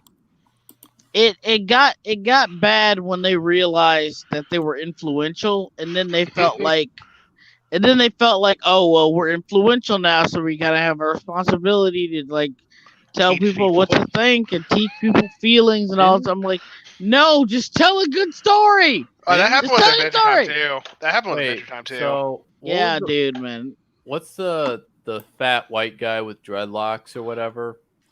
He's the conspiracy theory buff. Oh, that guy, the Alex Jones. I just called him Alex Jones after a certain Yeah. point. So didn't they Are have you talking? It's that's Fryman, the well, oh he's the my one with God. glasses. Oh yeah, they actually were like they were like Fry Maker family, and then they Yeah. like I kind of like. It Okay, looked I'll say like this too. I fries. also liked how that show had like a, and the town felt like the town actually felt kind of lived in. Didn't they have an episode where Um, he tried to pretend to be a gem and like I don't know, like I think Steven called him out on it or whatever, and I'm like thinking this feels like subtle messaging about something, but I can't put my finger on it. That was what the show became after a certain point. It was just subtle messaging, and then it always kind of get messed up because it was trying to be like an allegory for like all things. Because I kind of was thinking, and point me out, you see, point it you out see if when I'm wrong. you see. Here's the thing: Steven Universe, when it became driven by ideology, the biggest problem with Steven Universe is that when it became an ideology-driven show, it really didn't know how to handle it. And one of the big things was that Steven, as a character, was always put in the right. No matter what he did, no matter what he said, no matter how he did it, he was always right. That's what made the show not work for me. That Hitler meme was like that one where he's like he said he's sorry guys. He said It's he's like it's pretty accurate.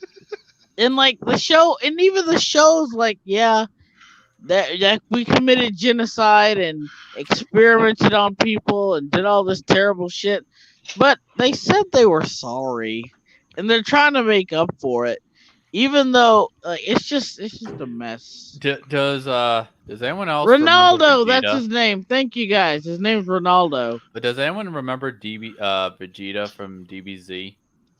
Yeah. So Yeah. remember how he turned an entire city into a glass floor? Yeah. He Yeah. also murdered all those Namekians in cold blood. He didn't murder that many Namekians. did He murdered probably a lot off screen. But here's the thing: is that later on he joins the DBZ crew and like has sex with Bulma and kind of I don't like using the term cuck, but he cucks basically Yamcha. Oh yeah. I'm going back after like watching Dragon Ball. That always made me mixed on that. Yeah. So do you think anime is at fault here for Steven Universe? No. I mean, some of the choices. Because one, it turns out Rebecca Sugar, she really apparently wasn't a big Dragon Ball Z fan, believe it or not. She wasn't really into Dragon Ball Z. That was just other creators who worked on the show who were into it. Rebecca Sugar herself isn't really familiar with it. And also, unlike Dragon Ball Z, unlike TV Universe, Dragon Ball Z never really took itself that seriously. Oh yeah. Well, it's just come up to is that it's kind of like a common trope in like kind of anime where it's like there's a bad guy character and then later on they turn out to be like a good guy character. One Piece does it. JoJo's Bizarre Adventure does it. Except like depending on if that character in JoJo looks like really gnarly or boring looking, they basically kill him off or not. Wait, I can't remember which season it starts where they just start killing these characters straight off. I'm going to get so much flack for this, but I've never straight up sat down and watched JoJo. I've seen bits. I've seen bits of it, and I understand the concept and the characters, and I get it, but I've not like sat down and gone through the whole thing like in one sitting. Listen, you just need to watch. Speaking, going back to the Hitler meme, one of them did team up for the Nazi in part 2. but it was like a dire situation. It wasn't like they were actually like friends with them. Oh, Kind of I like that's what remember. I'll go back to Vegeta too. It was a long process, and it wasn't like they were actually like best friends with them, and it's not like they were ever. Okay, one thing I'll say people misconceptualize a lot too is Goku wasn't a hero. He was a battle guy. He liked to fight. He showed up to fight. Yeah. That's mostly the English dub. Yeah, Most of the stuff in the English dub is where people get this idea that Goku's this pure of heart hero. That's No, not he who is, but he's pure of heart because he's pure about still battle. he's still a good guy. It's just that he really is just except when it came to like Frieza, because Frieza was the first person he met who was like, I think he was like, it's weird. It's weird watching all of Dragon Ball Z all over again because the Frieza arc was like the only time where it felt like Goku was like a legitimate, well, one, kind of a hero basically, and two, he didn't care about fighting. He was just pissed. He wanted to actually he was going to like kill Frieza, like straight up kill him. And he just and at that point he just didn't even want to. At the end, he was like, "You're so pathetic. I'm not even gonna kill you. Just leave me alone." And it was like that's why I hated the fact that they brought back Frieza in Super. I'm like, yeah, it's terrible. I don't understand people justify that. yeah, I'm like, out of everyone you could have brought back, you could have brought 16. back Pike, 16, Pycon. Wasn't Pycon like a big fighter? But I understand though, because that's a TV show character. It's not a directly made by Akira Toriyama guy. I mean, I'm sure he designed the guy. He was still cool though. He was still cool. I understand, but it's kind of like how you could ask like, "Where's Icarus?" and and the other thing, because he was a filler character. Yeah. But I don't know. I also think they should leave Dragon Ball alone. I hope they do from now on. Just leave it alone. Make more games and stuff. I like how they made like characters relevant again. I like how they made Krillin relevant again. I kind of want to watch the Broly movie, but that's just purely I want to see the green chick. But I hear she's not in it very much, so that's my big. Why do people like? What is up with like Toriyama? Because like, no offense to Toriyama, Toriyama is a lot like Bruce Timm, where he has such a distinct style, but it's somehow so unique at the same time. His stuff is really detailed, man. Like if you just look at his art, like actually like in the manga and stuff like that, all of he's got really just good art, man. I really do recommend reading the manga. The action scenes really do have like good pacing. Then but yeah, go ahead. And I'm saying, no, I mean, like, in terms of, I'm talking about, like, character design stuff. When it comes to this stuff, it reminds you a lot like Bruce Timm. It seems so simple, but it's actually really, really unique to him that it's actually really hard to emulate. Yeah, they can do the core style pretty easily with get the eye shape and all that. But there is a lot of thing about, like I said, it's deceptively simple, but it's actually way more detailed than what you think it is. It's hard. It's easy to learn, difficult to master type thing. You know. It takes years of training, but also like developing your shorthand. That's kind of like with Jack Kirby. I think he just dove right into just creating the characters and shapes and stuff. Yeah, Jack Kirby was like a force, man. He just like just New Gods was just such a roller coaster. Like the dude like that's like, if you see the guy just throw all of his creativity into a page and into a comic, you would get New Gods. That's for Jack Kirby.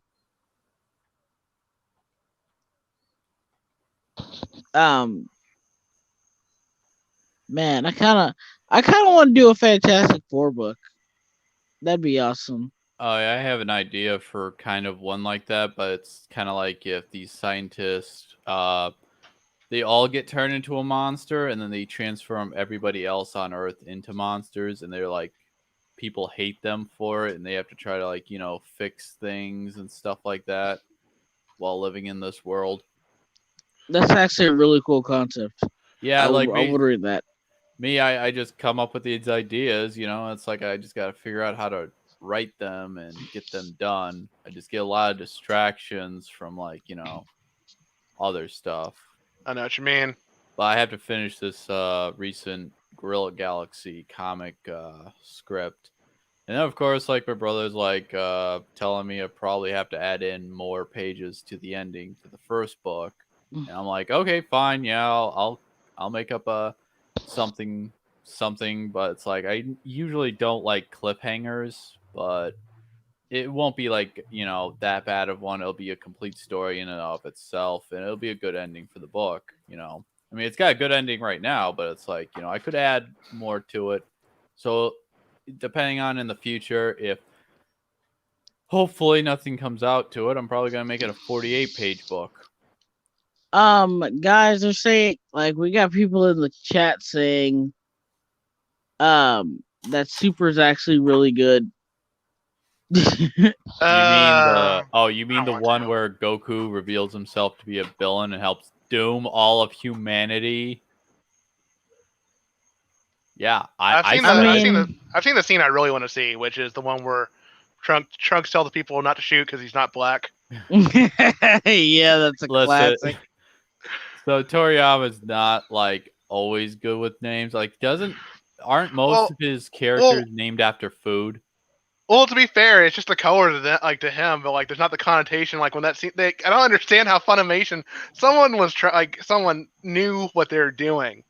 I don't know. I think for it's hilarious. Halfway through that one reviewer's anime or whatever, did you ever think they realized it was sort of borderline porn? Oh my god! I don't believe they didn't know that. There's no way. They probably they got some kind of backlash from the company. Like, what is this? I mean, like they've done that before. They've been doing that for a while. They've had stuff on Funimation that has been borderline pornography. Yeah, I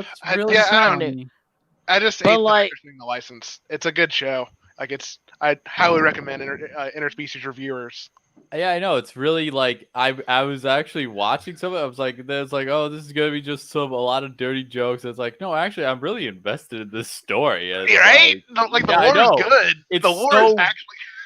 It's so weird how they put so much detail into this. Oh, there's another show, Peter Grill. I feel so bad for that guy. Like Peter Grill. Have you ever watched the anime? I've seen it pop up. I've been thinking about giving it a check out. Basically, it's about a guy who's engaged to this girl, but she was like so brainwashed by her dad to never know what sex is or whatever. So basically, if he does get married to her, he's not gonna get any. But the thing is that he becomes the world's strongest fighter, and basically girls seduce him, and they actually go through with it, and he's like, I have to take this to my grave. That's awesome, actually. And it's like, it's called The Philosopher's Time, and I asked someone why is that, but it's like every time it happens when he sleeps with a girl, it's like it opens up to like this bird songs or whatever, and it's like him just realizing he wakes up and he's like, what have I done? And it's like, it's that philosopher's time of it. Basically, it's like, okay, I messed up. Oh, and that's basically the theme. Most episodes are just like 12 minutes. So it should be a fast binge watch. I think you guys remember that one time DC actually made made like other Warner Brothers characters canon in their comic universes. Remember when Elmer Fudd was a fucking hitman for the mob? Yes, I remember that. That was hilarious. and it was written by Tom King, I think. That one, I didn't like that one. I liked some of the other ones. Wait for me. Like that. I think that's where another part where I was like realizing, like maybe I just don't like Tom King. He's not. Like I just. Nobody likes Tom King. No, people like him. They're people. No, They exist. I know some guys that actually like reading. They exist, but no, but there are people who exist that like Tom King. Those people just don't matter. They're allowed to like it. I just I'm glad he's away from Batman now, and hopefully something can happen. I know we're just talking about how things are going with DC, but I feel like I said, I think Batman's still going to be there. Because they're at least they're not getting rid of these characters, dude. Oh, I don't mean like getting rid of. I'm talking. Well, of course not. There's still gonna be like movies and stuff because they're still gonna try that. But I'm talking about like for like the periodical comics. If you're like because I like the periodical, the monthly issues. I just wish they would actually make the issues be mostly self-contained stories. Again, that's the main thing I really want out of comics. If I think something weird that I found out? Apparently, Superman's going to be a public domain character soon. That's not going to happen. I don't believe that at all. Apparently, like, there are parts of him that are going to be public domain. And I'm like, that's going to get messy. Because, like, there's some stories they're not going to be able to use. There's some symbols you're not going to be able to use. Powers you're not going to be able to use. I don't believe that. I just don't. Yeah, I know. It just seems easier just to make your own superhero at the end of the day. My point is, like, I looked into this, and there's a lot of superheroes that are in public domain technically. I know that's what. There's one guy that's in who's doing like an indie comic that's doing that with like it's like this old Daredevil that was like a Golden Age character, but it's not the one Daredevil you're thinking of. Tommy Mark's making it anyways. Apparently, but yeah, I don't know how I feel about that. By the way, like doing like a not your own character. Apparently, the question is a public domain character.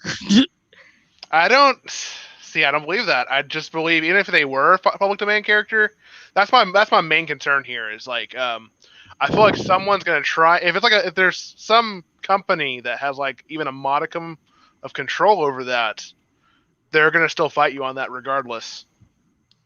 Yeah, I mean, at the end of the day, it's just easier to make your own unique character. Just make your own character.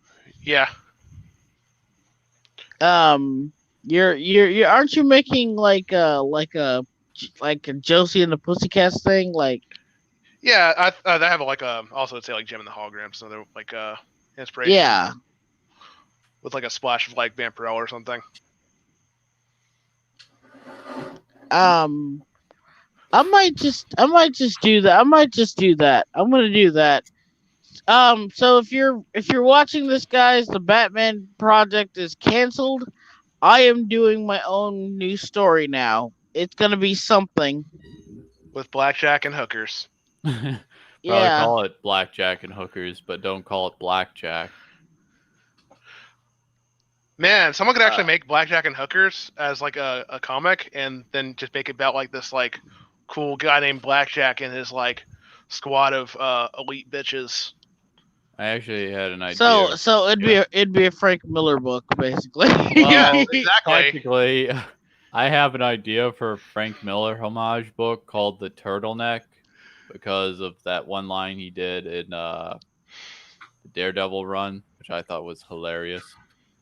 But I'm also a big fan of Frank Miller. He was pretty awesome. He had Vicky Vale stand in like lingerie, and talk about stuff in that Batman All-Star. Yeah, he's not as good as he used to, but still pretty awesome doing that. Yeah. DKR. It was great. Yeah, he still wrote one of the greatest Batman stories of all time. I'm not denying that. But Oh, speaking of which, have you guys seen Batman versus Teenage Mutant Ninja Turtles, the movie? Not yet, but I saw. I some still clips. haven't. Dude. The movie is shockingly pretty good. It's actually pretty damn good. Like if I gave it a rating, it would be like an 8 out of 10. I went in not having any hope for it because I thought it was gonna be like stupid and like a garbage tier level thing. No, it's it's like what you said, a self-contained story, and it's told pretty well. It's pretty good. The turtles go to Gotham to find out what Shredder's doing with the ooze. He's working with Ra's al Ghul, trading ooze for the secrets of the Lazarus Pit, and it's just basically them meeting with Batgirl, Robin, and Batman, and they're fighting all of his rogues gallery, and it's really freaking good. One of the one of the weirdest parts of one of the parts of the movie that I really loved was when Batman goes in and like kicks the asses of like all these foot ninjas, right? And you think that's gonna be the end of it, and Batman's like interrogating one of them, and he's like, "Okay, what are you planning?" And he's like, "What are you planning with the mutants?" And he's like, and the foot ninja's like, "What mutants? Are you talking about the turtles?" And then like out of nowhere, there's a fucking shuriken to this foot ninja's face, blood and everything. And it's the motherfucking Shredder, and they go at it, and it is fucking awesome. Shredder versus Batman animated. It is fucking awesome. There's blood, violence, and everything. I'll have to check it out. Yeah, because I just was always kind of hesitant because I've had a bad track record. Like the last one they put out good to me was like probably like Dark Knight Returns, the movie. Like that was like a really faithful adaptation. And yeah, there's just like people will say those like that animated universe they have is good, and I'm just like I don't even understand. No, it's not good. The original Timverse, the original Bruce Timm, Paul Dini, Dwayne McDuffie universe in the early 2000s was the best. It was probably the best incarnation of the Justice League ever. Yeah, that's another thing it has like that's hard to beat. And like yeah, and it's basically like they were really just trying to like advertise the new books. It seems like I don't even know. I won't even say advertise. They were just like really trying to go off the new stuff, and then it was really weird when they went back to like an old storyline. They tried to do like Judas Contract, but they had all like Blue Beetle in it and stuff like that. Just like why? Yeah. Like even Bagtoons and Burning Exeter. Yeah, they're telling me right now, dude. I'm telling Wayward, you gotta go see it, man. It's really good. The TMNT versus Batman movie is really good. It's funny. It's got a good story that's not all over the place, and it's just really, it just feels like a good blend of the best parts of the best parts of Batman and the Turtles. It's pretty good. It's really good. It's just like Wayward, you would love it, man. I'm sure I would. I'll check it out. When you do, tell me so I can rub it in your face how good it is because I told you so. I think that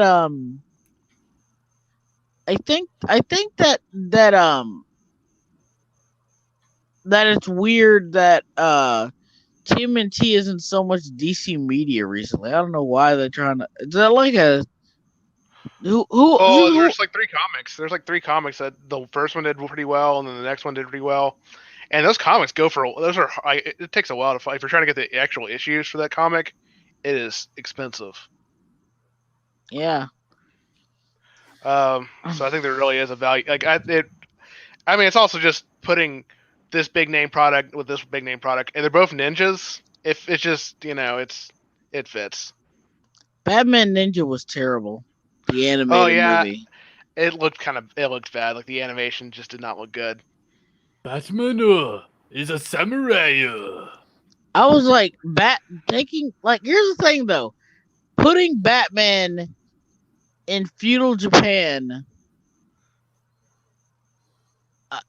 is like it's the hardest idea to fuck up. That is the hardest idea. That is gold in your hands. Because I remember seeing Batman of Shanghai, that little short with Bane, Catwoman, and Batman. Guys, remember that one? Oh yeah, Those that are was awesome. Yeah. Those are awesome. I was thinking, okay, are we gonna have something like in the vein of that, except the whole movie? Because that would be the shit. That'd be the tits. I remember reading. I remember reading a manga, or it was a Bat book, but it was basically done in manga style. It was basically about somebody like making people into Batman's rogues gallery, but they were just regular people that wanted to be like, they were low tier criminals that wanted to be like Batman's rogues gallery or whatever. But it didn't work all the way. But it was still a pretty good read. It was a while ago, so I didn't want to interrupt. But no, that's cool. But like Batman Ninja was like, it was so fucking bad. especially the dub for the Joker. It was like one of the worst. That's some of the worst dubbing I've heard in my life. It made me want to claw my ears out. Was he some guy doing a Mark Hamill impression? Because I feel It was a guy. I feel like that's where it always goes wrong. It was a guy trying to do a bad. It was a guy who did a Mark Hamill impression. That if you saw him do the impression at a con, you'd be like, okay, that's kind of impressive. But when you hear him try to do it for hours on end, and he's just shouting and yelling and screaming all the time, it gets really annoying really fast. And the actual dubbing on the character animation is so bad. It was some of the worst dubbing I've ever seen and heard in my life. Yeah, I just think when people try and do, if people, you gotta do your own thing for Joker, because you're not gonna beat Mark Hamill at being Mark Hamill. You're just not gonna be able to do it. Yeah, man, it's just, and then it was just a bunch of stupid stuff. Like other people came to the past with them, just random people, and it was just stupid, man.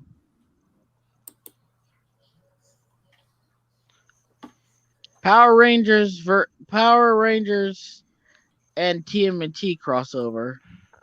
I saw the one back in the day where they teamed up with the Ant Space Crew, and it was the shitty TMNT show that no one likes.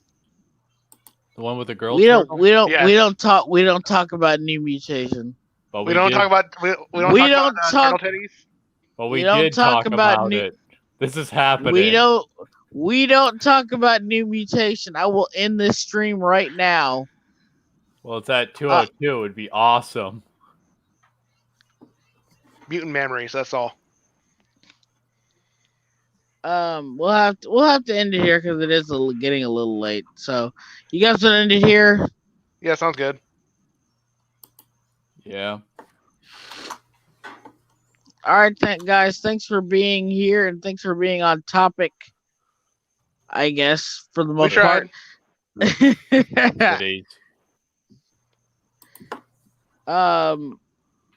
hold on. Let me try something real quick.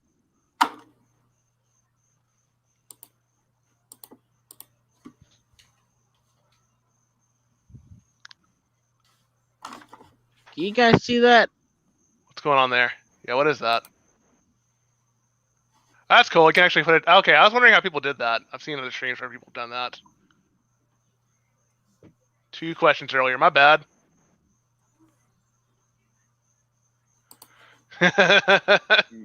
No. Yes. No. I actually wouldn't have much to talk about. I don't really remember that much from it, to be honest. I need to rewatch that show just to get some good story ideas. There you go. Usually, sometimes I watch bad shows, basically see like, okay, what didn't work in here and what can work out there, you know? Yeah. Plagiarizing. Okay, fine. Next week, okay, fine. Join us next time, next week maybe, I don't know. Next time where we talk about the good, the bad, and the TMNT. We go over all the TMNT reboots. How about that? Oh, I love Turtles Forever. That needs to be Which one was talked that? about. That The was one where the 2003 version met the 80s version. Okay. That's what it's called. Actually, it's called like TMNT 2003. Because they had like a bunch of different cross tag, like because like it changed into like whatever when they went to the future and stuff later on. That got weird. That show got weird later on. I can see into the future. It had like a whole title then. I kind of fell out about them though. They had that sassy robot on it. Serling? Yeah, Surly. Was he a sassy robot sometimes? Yeah, he was like the robot from the future. When Casey and April's great grandson ran a company and stuff. Yeah, that was weird. But man, so we're gonna end. We're going to end the stream there. But I want to say he was a very thick robot. We're going to end the stream there. Even though he was a wuss. Sorry. Nah, it's cool, dude. But I'll talk to you guys later. Again, join us next time for the TMNT stream. We go over every incarnation of the TMNT. Hopefully, maybe, probably, I don't know. Love, peace, happiness to all of you guys. Good night. See ya. See ya. See ya.